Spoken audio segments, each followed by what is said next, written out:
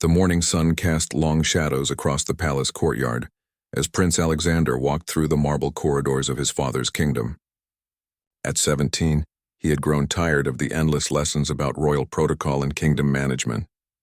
His tutors constantly reminded him that one day he would rule these lands, but today felt no different from any other day filled with boring lectures and formal ceremonies. Alexander preferred spending time observing the daily life of the palace rather than sitting in stuffy rooms, discussing trade agreements and diplomatic relations. He found the servants, guards, and workers far more interesting than the nobles who constantly surrounded his father, King Edmund. These ordinary people seemed to have real problems and real solutions, unlike the political games that dominated court life. On this particular morning, Alexander decided to take a different route to his history lesson. Instead of using the main corridors that connected the royal quarters to the study rooms, he chose to walk through the service areas where the palace staff worked. His personal guard, Captain Morris, followed at a respectful distance, knowing the young prince's preference for these informal walks. The kitchen staff bowed quickly as Alexander passed through their domain. The smell of fresh bread and roasting meat filled the air, and he could hear the cooks discussing the preparations for the evening feast. Unlike the formal dining experiences he endured with visiting dignitaries, the kitchen seemed alive with genuine energy and purpose. As Alexander continued through the service corridors, he noticed the guard stations positioned throughout the palace. These posts were manned by loyal soldiers who protected the royal family around the clock. Most of these guards came from common families throughout the kingdom, earning their positions through demonstrated courage and unwavering loyalty, rather than noble birth. Alexander had always been curious about these men who dedicated their lives to protecting his family. Unlike the court nobles who approached him with calculated politeness and hidden agendas, the guards seemed straightforward and honest. They treated him with respect due to his position, but without the excessive flattery that made him uncomfortable during formal court interactions. At the eastern wing of the palace, Alexander noticed something unusual.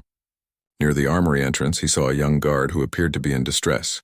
The guard was leaning against the stone wall, trying to maintain his composure while clearly struggling with some kind of problem. His uniform was neat and his posture remained professional, but something in his expression caught Alexander's attention.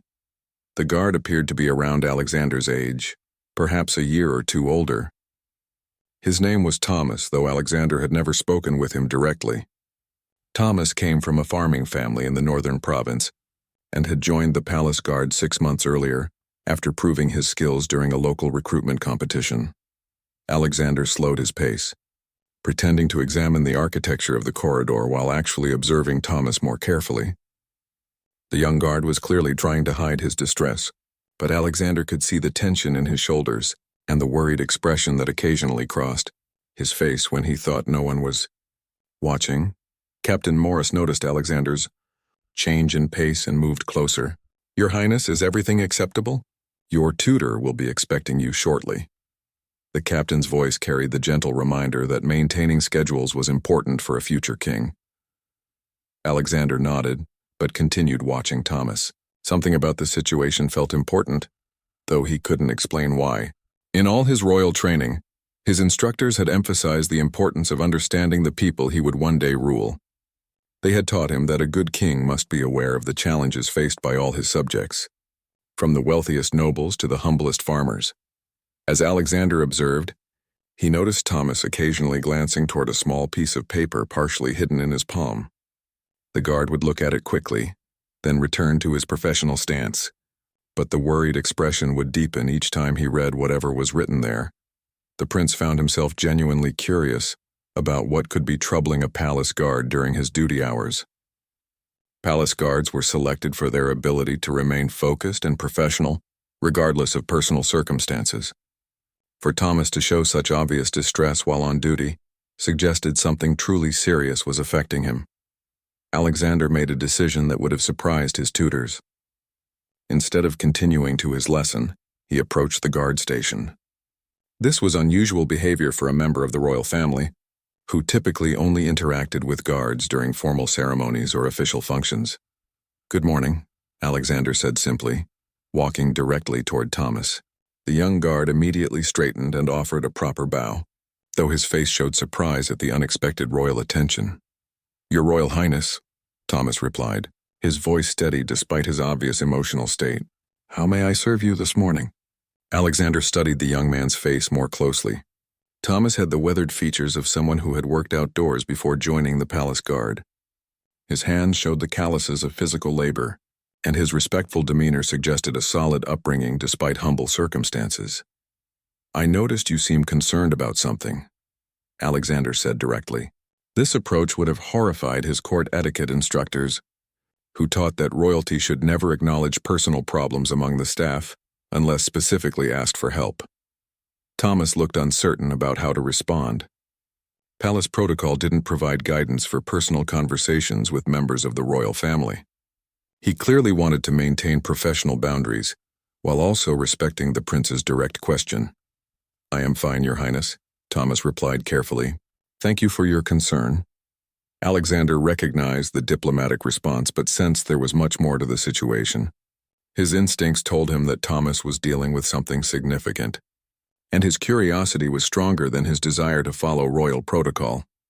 Captain Morris stepped forward slightly, ready to redirect the prince toward his scheduled activities, but Alexander raised a hand to indicate he wanted to continue the conversation. "Sometimes talking about problems can help solve them," Alexander said, using a gentle tone that surprised even himself. "What's written on that paper you keep looking at?" The direct question clearly caught Thomas off guard. He glanced down at his partially concealed hand, then back at the prince, obviously torn between honesty and professional discretion. Thomas hesitated for several moments, clearly weighing his options. The young guard had never expected to have a personal conversation with Prince Alexander, and the situation felt both overwhelming and strangely comforting. Finally, he made the decision to trust the prince's genuine concern. "Your Highness, it's a message from my village," Thomas said quietly, glancing around to ensure their conversation remained private. "My younger sister sent it through a traveling merchant who was coming to the capital." Alexander nodded encouragingly, sensing that Thomas needed to share his burden with someone. The prince had learned from his studies that sometimes the most important leadership moments happen during informal conversations, rather than formal court proceedings. "My family's farm is in serious trouble," Thomas continued, his voice barely above a whisper. "We haven't had good rainfall this season, and the crops are failing. My father borrowed money from a local merchant to buy seeds and equipment, but now the harvest won't be enough to repay the debt." The young guard's hands trembled slightly as he spoke. Alexander could see how much courage it took for Thomas to share such personal information with someone of royal status. In most kingdoms, guards were expected to leave their personal problems completely separate from their palace duties. "The merchant is demanding payment within 10 days, Thomas explained, showing Alexander the crumpled letter. "If my family can't pay, they'll lose the farm. It's been in our family for 3 generations. My grandparents built that house with their own hands." Alexander took the letter and read it carefully. The message was written in simple language by someone with limited education, but the desperation came through clearly. Thomas's sister described how their father spent sleepless nights trying to figure out solutions, and how their mother had stopped eating regular meals to save money for the debt payment. "How much money does your family owe?" Alexander asked, though he suspected the amount would seem small compared to the royal treasury but enormous to a farming family. 50 gold pieces, Thomas replied, his voice heavy with hopelessness. "It might as well be 50,000. My guard salary is only 2 gold pieces per month, and I send most of that home to help with their basic needs." Alexander did quick calculations in his head. 50 gold pieces represented more than 2 years of Thomas's salary, assuming he could send every coin home without keeping anything for his own expenses at the palace. For the royal family, 50 gold pieces was the cost of a minor decoration for a single room. "Have you spoken with Captain Morris about getting an advance on your salary?" Alexander asked, though he suspected this wouldn't provide nearly enough money to solve the problem. Thomas shook his head. Palace guards aren't allowed to request salary advances except in extreme emergencies, and even then, the maximum advance is 1 month's pay. Besides, I couldn't repay an advance without making my family's situation even worse. Alexander began to understand the impossible situation Thomas faced. The young guard was trapped between his duty to his position and his love for his family, Abandoning his palace job to return home would eliminate his income entirely, but staying meant watching his family lose everything they had worked to build. What about asking other guards to help? Alexander suggested, though he realized this was also problematic.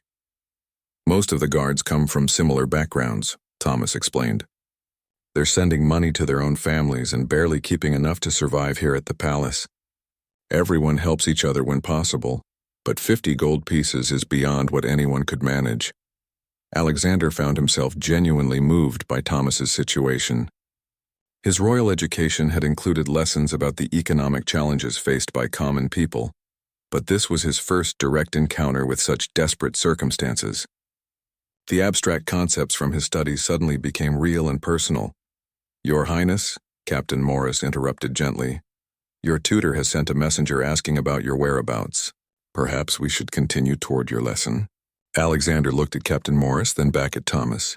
Something about this moment felt crucial, though he couldn't explain exactly why. His instincts told him that how he handled this situation would be important for his development as a future leader. "Captain Morris, have you heard Thomas's story?" Alexander asked, making a decision to involve his trusted advisor in the conversation. The captain looked surprised by the question, but nodded respectfully.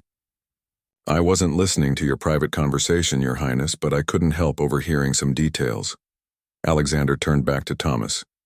"How long do you have before you need to make a decision about your family's situation?"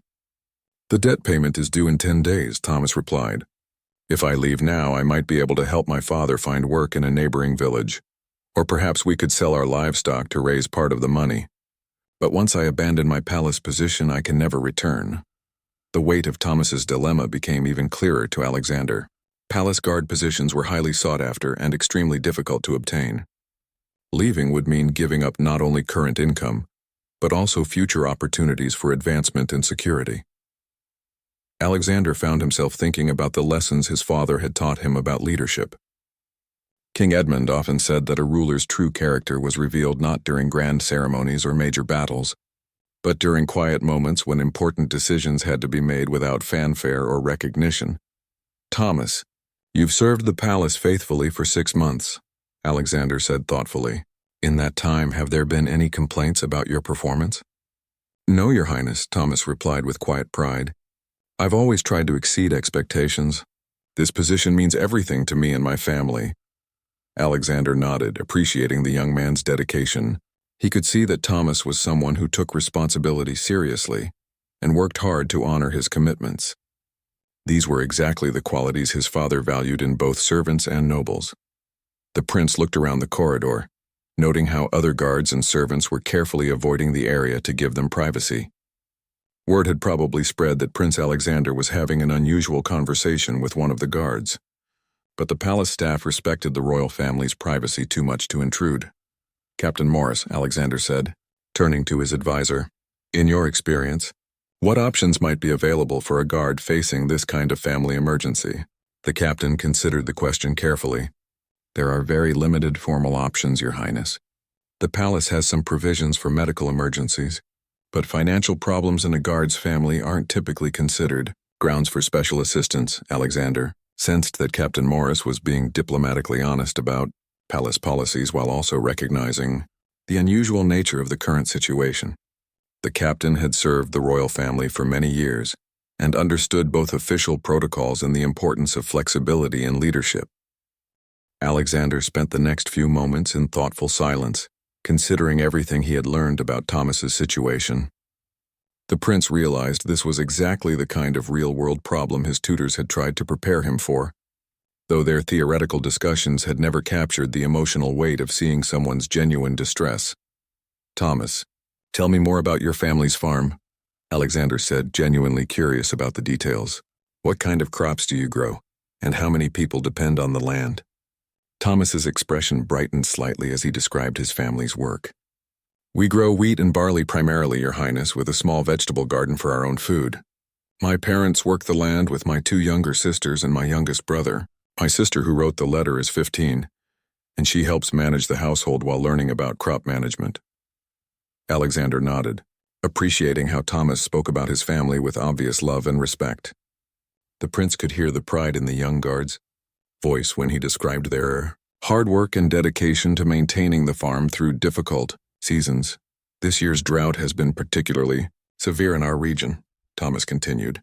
Many families are struggling, but most of them own their land completely. My father had to borrow money 3 years ago when a storm destroyed our grain storage building, and we've been slowly repaying that debt while trying to improve the farm. The prince began to understand that Thomas's family had been working steadily toward financial stability before this crisis emerged.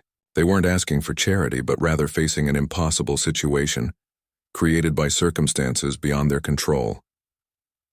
Your father sounds like a responsible man, Alexander observed. Taking on debt to rebuild after storm damage shows he's committed to long-term success rather than looking for easy solutions. He is, Your Highness, Thomas replied with obvious admiration. He taught me that a man's word is his most valuable possession, and that hard work eventually pays off if you stay persistent. That's why this situation is so difficult for him. He's never failed to meet his obligations before. Alexander found himself impressed by the values Thomas described. These were the same principles his own father had tried to instill in him, though Alexander had learned them in the context of royal responsibilities rather than farm management. Captain Morris cleared his throat gently. Your Highness, I don't wish to interrupt, but your morning schedule includes several important appointments. Your tutor specifically mentioned that today's lesson covers economic policies that might be relevant to situations like this. Alexander looked at Captain Morris with new interest. Actually, Captain, I think I'm getting a more valuable education right here than I would in any classroom. This is exactly the kind of real situation I need to understand. The captain nodded thoughtfully, recognizing that the prince was demonstrating genuine leadership instincts by taking time to understand a subject's problems directly rather than only learning about such issues through abstract discussions. Thomas, Alexander said, I want you to know that I don't consider this conversation a waste of time. Understanding the challenges faced by people like your family is an important part of my education as a future king. Thomas looked both grateful and slightly overwhelmed by the prince's attention. Thank you, Your Highness. I never expected to have the opportunity to speak with you about such personal matters. Alexander realized that this conversation was unusual for both of them. Palace protocol typically kept members of the royal family separated from the personal lives of servants and guards, but this informal interaction felt more valuable than many of his formal lessons. Tell me, Thomas, if you could solve this problem in any way you wanted, what would be the ideal outcome? Alexander asked, curious about how the young guard viewed his family's situation. Thomas considered the question carefully. Ideally, Your Highness, my family would be able to pay the debt and keep the farm. My father could then focus on improving our agricultural techniques to prevent similar problems in the future. Maybe we could dig a well to be less dependent on rainfall, or learn about crop varieties that are more drought-resistant. Alexander appreciated that Thomas was thinking beyond the immediate crisis toward long-term solutions. This demonstrated the same kind of strategic thinking his tutors tried to develop in him through their lessons about kingdom management. Have you or your father researched these agricultural improvements? Alexander asked. My father has spoken with other farmers about their techniques, Thomas replied, but most of the advanced methods require initial investments that we couldn't afford even before this debt crisis.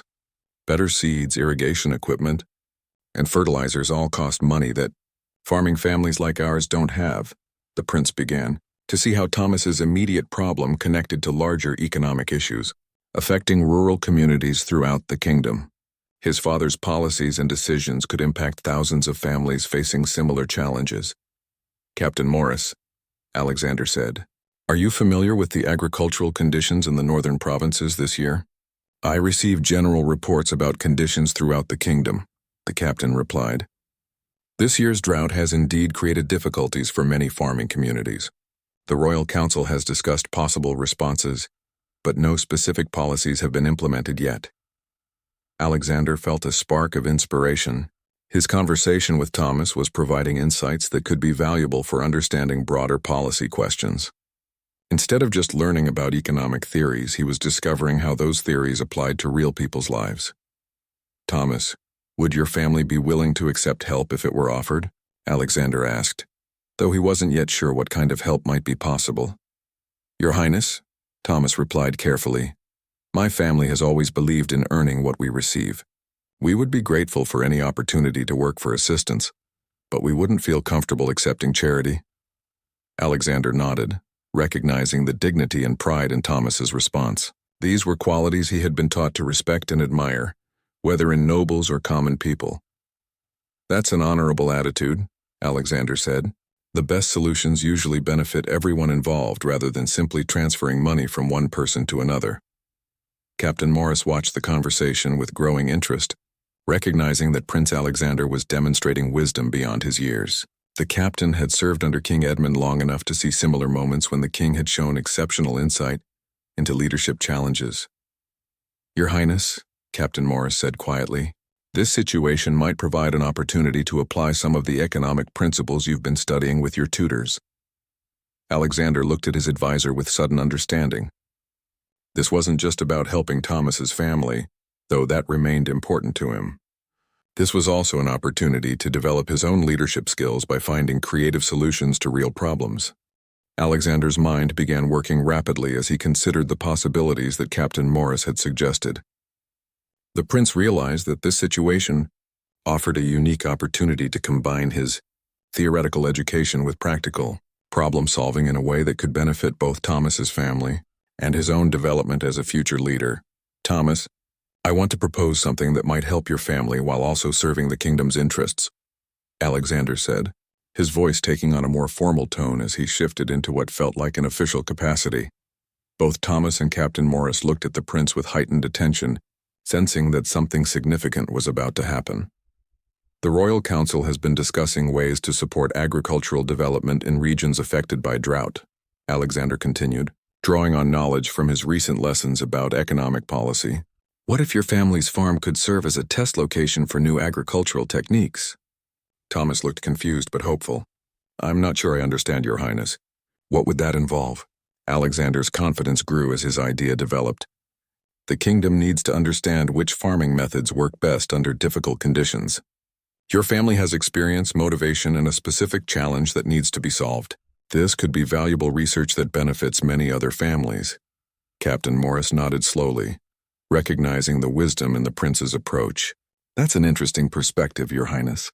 Such a program could provide practical benefits for agricultural policy development. Here's what I'm thinking, Alexander said, his excitement building as the plan took shape. The royal treasury could provide funding for your family's immediate debt, but in exchange, your father would agree to implement and document new farming techniques under the guidance of the kingdom's agricultural advisors. Thomas's eyes widened as he began to understand the proposal. You mean my family would be helping to test methods that could help other farmers facing similar problems? Exactly, Alexander replied. Your family's farm would become a research site where we could learn about drought-resistant crops, water conservation techniques, and efficient fertilizer use. The knowledge gained could then be shared with farming communities throughout the kingdom. Captain Morris looked impressed by the prince's creative thinking. This approach addresses both the immediate crisis and the long-term policy questions. It's the kind of innovative solution that could benefit many people. Alexander felt a surge of confidence as he realized his idea was actually practical and valuable. Thomas, your family would receive enough funding to pay off the debt and implement the new techniques. In return, they would keep detailed records of their results and allow agricultural experts to visit regularly to observe their progress. But Your Highness, Thomas said hesitantly, my family doesn't have experience with formal record-keeping or working with government officials. We're simple farming people. Alexander had anticipated this concern. That's actually one of the reasons this would be valuable research. We need to understand which techniques work for typical farming families, not just for wealthy landowners with extensive education and resources. The prince was beginning to see how this solution addressed multiple problems simultaneously. Thomas's family would be saved from losing their farm. The kingdom would gain valuable agricultural knowledge, and Alexander would learn about implementing practical policies that helped real people. Captain Morris, what would be the proper procedure for proposing this kind of program to my father? Alexander asked, recognizing that his idea would need official approval. Such a proposal would typically go through the Minister of Agriculture and the Royal Council, Captain Morris replied. However, Given that this involves both emergency assistance and policy development, it might be appropriate to present it directly to the king. Alexander felt nervous about approaching his father with such a significant request, but he also recognized that this was exactly the kind of leadership opportunity his parents had been encouraging him to pursue. "Thomas, would your family be willing to participate in this kind of program?" Alexander asked. "It would mean having government officials visit your farm regularly and following specific guidelines for implementing new techniques." Thomas thought carefully before responding. "Your Highness, if this could help save our farm while also helping other families avoid similar problems, I believe my father would be honored to participate. He's always said that knowledge should be shared to benefit everyone." Alexander smiled, appreciating how Thomas's family values aligned perfectly with the goals of his proposed program. "Then I think we should move forward with this plan." Captain Morris stepped closer to the prince. "Your Highness, implementing this proposal will require significant coordination and official approval. Are you prepared to take responsibility for overseeing its development?" The question made Alexander pause and consider the full implications of what he was proposing. This wouldn't just be a simple gesture of charity, but rather a complex program that would require ongoing management and accountability. "Yes," Alexander said firmly. "If we're going to do this, we should do it properly. I want to be involved in every step of the process so I can learn how to develop and implement effective policies." Thomas looked overwhelmed by the turn the conversation had taken. "Your Highness, I don't know how to thank you for considering such an extraordinary solution to my family's problem." "Don't thank me yet," Alexander replied with a smile. "We still need to get approval and work out all the details, but I believe this could be beneficial for everyone involved." Captain Morris checked the position of the sun in the courtyard. "Your Highness, if we're going to pursue this proposal, we should probably discuss it with your father as soon as possible. The timing could be important for Thomas's family." Alexander nodded, feeling both excited and nervous about the conversation he would need to have with King Edmund. "Thomas, I want you to send a message to your family letting them know that we're working on a solution. Tell them not to make any desperate decisions until we have a chance to present this proposal officially." "Yes, Your Highness," Thomas replied, his voice filled with hope for the first time since Alexander had noticed his distress. "I will send word immediately." "Captain Morris, please arrange a meeting with my father for this afternoon," Alexander said, his tone becoming more authoritative as he embraced his role in the situation. "I want to present this proposal, while Thomas's family still has time to benefit from it." As they prepared to leave the corridor, Alexander realized that this morning had become one of the most educational experiences of his life. He had learned more about leadership, problem-solving, and the real challenges facing his future subjects than any formal lesson had ever taught him. That afternoon, Alexander found himself standing outside his father's private study, feeling more nervous than he had before any formal examination or court ceremony.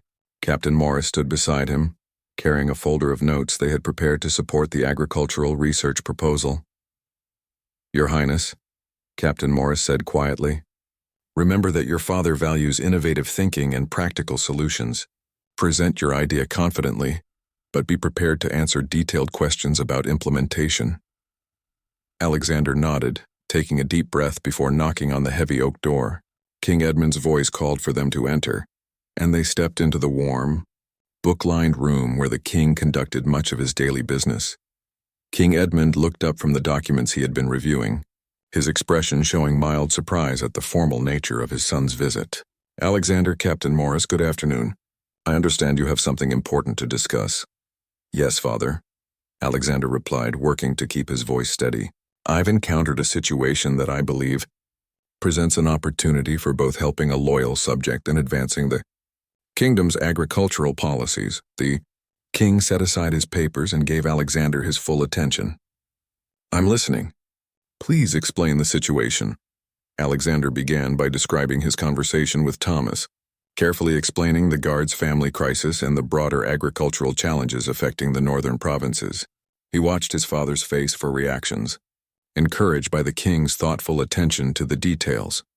So this young guard is facing a choice between abandoning his position to help his family or watching them lose their ancestral farm, King Edmund summarized when Alexander finished explaining the background.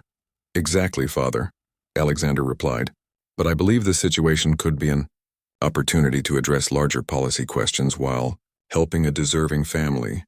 Alexander then presented his proposal for using Thomas's family farm as a research site for drought-resistant agricultural techniques. He explained how the program could provide immediate assistance while generating valuable knowledge for helping other farming communities. King Edmund listened carefully to the entire proposal, occasionally asking clarifying questions about implementation details and expected outcomes.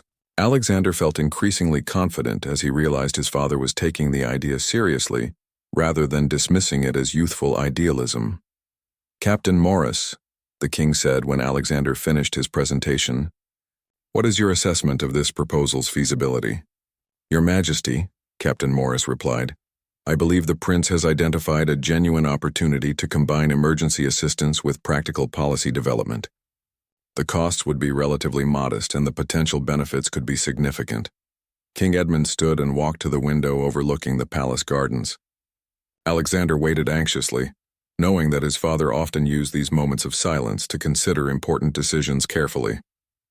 "Alexander," the king said finally, "this proposal demonstrates several qualities that are essential for effective leadership.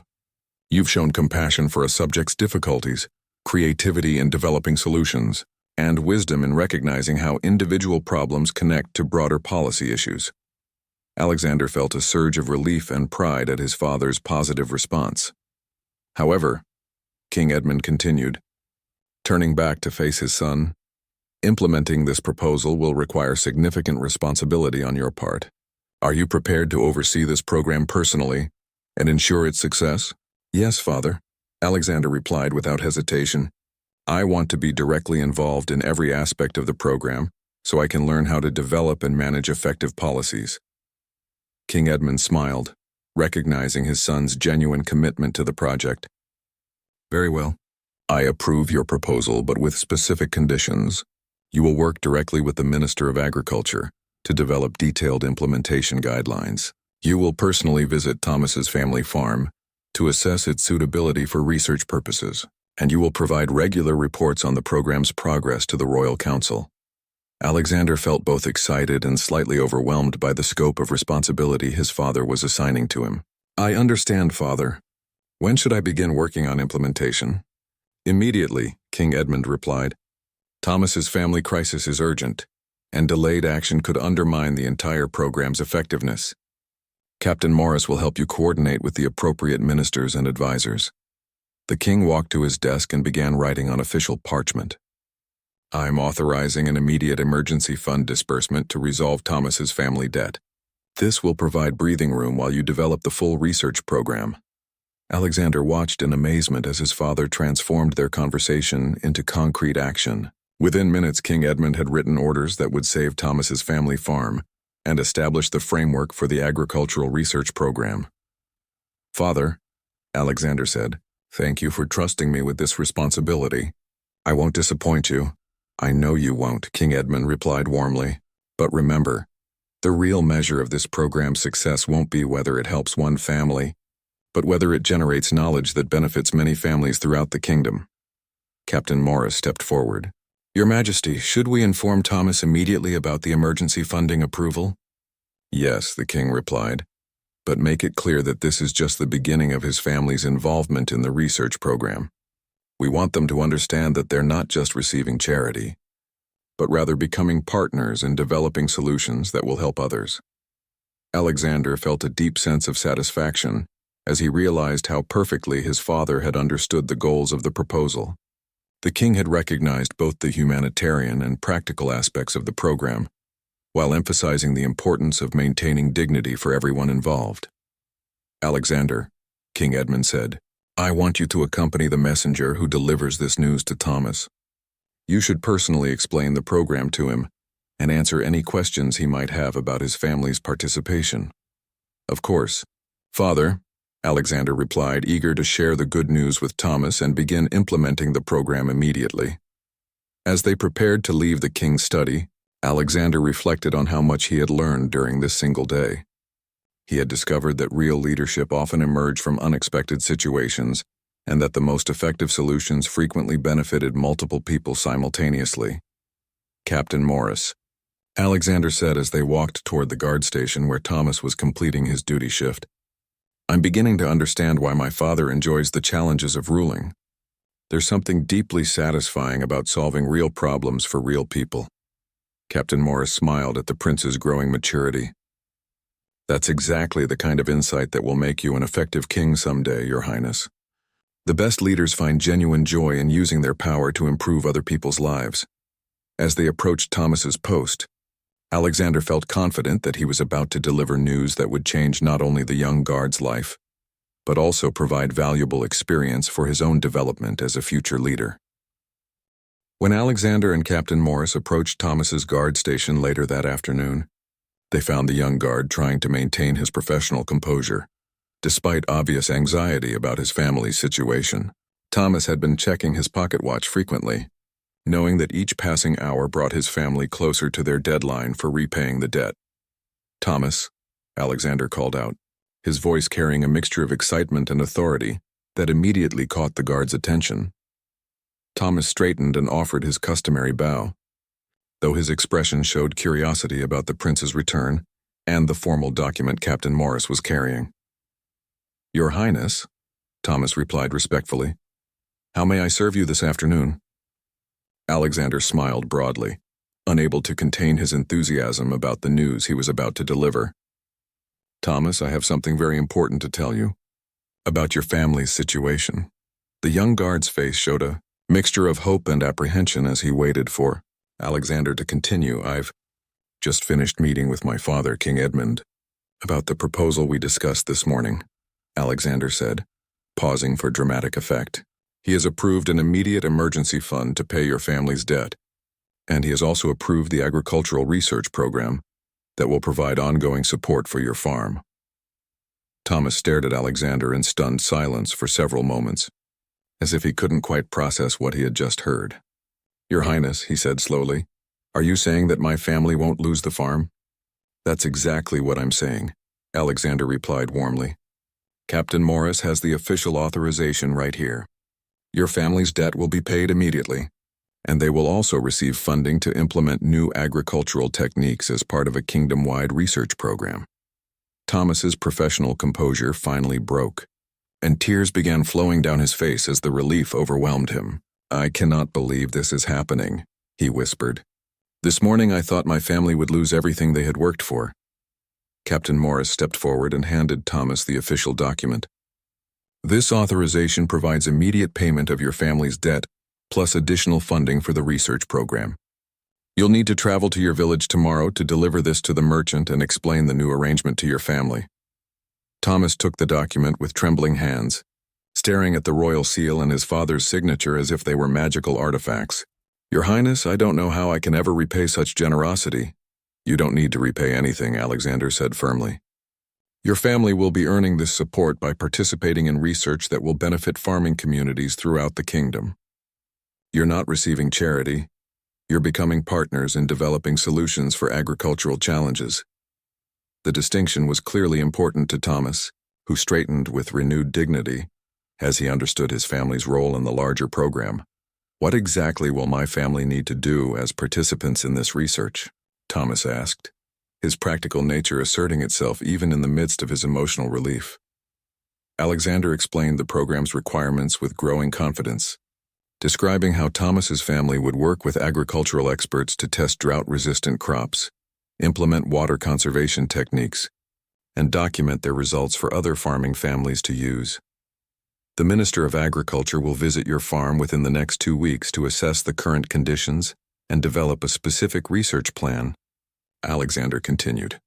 "Your father's experience and your family's dedication to hard work will be valuable assets for this program." Thomas nodded eagerly, obviously excited about the opportunity to contribute to something larger than his family's immediate survival. "My father will be honored to work with agricultural experts. He's always been interested in learning new techniques to improve our farming." Captain Morris interjected with practical details about the program's implementation. "Thomas, you'll receive official leave to travel home and help your family prepare for their participation in the research program. The travel time won't be deducted from your regular leave allowance." "Thank you, Captain," Thomas replied gratefully. "I want to explain everything to my family personally, and make sure they understand how important this opportunity is for other farming families. Alexander felt deep satisfaction as he watched Thomas's transformation from despair to hope and determination. The prince realized that effective leadership wasn't just about making grand decisions, but also about paying attention to individual people's needs and finding ways to address them constructively. "Thomas," Alexander said, "I want you to know that this program is important for my education, as well as for your family's future. I plan to visit your farm personally to observe the research progress and learn about agricultural challenges firsthand." Thomas looked both honored and slightly nervous about the prospect of hosting a royal visit. "Your Highness, my family would be deeply honored to welcome you to our farm." "Though I should warn you that our accommodations are quite simple compared to palace standards. That's exactly why the visit will be valuable for me," Alexander replied with a laugh. "I need to understand how real farming families live and work if I'm going to make good decisions about agricultural policies when I become king." Captain Morris smiled as he observed the mutual respect and understanding that had developed between the prince and the young guard. "Your Highness, this experience has demonstrated excellent judgment and leadership instincts. Your father will be pleased with how you've handled this situation."